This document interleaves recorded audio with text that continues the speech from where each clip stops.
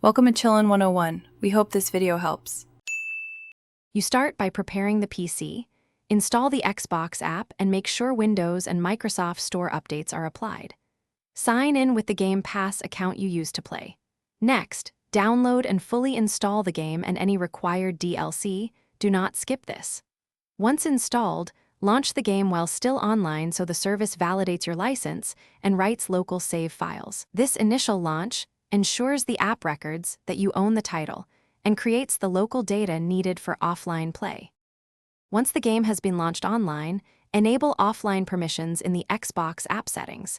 Go to Settings, General, and turn on the Offline Permissions option or similar switch.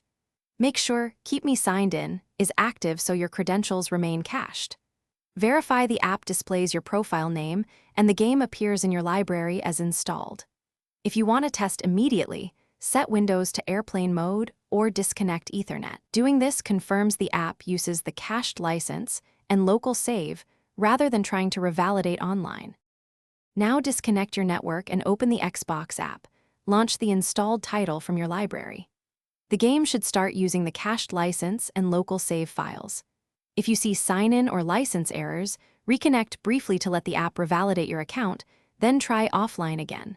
For persistent problems, repair or reset the Xbox app, run WS Reset to clear Microsoft Store cache, and install pending Windows updates. One key troubleshooting tip: some Game Pass titles do not support offline.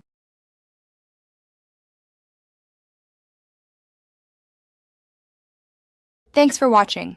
Consider subscribing if we helped you.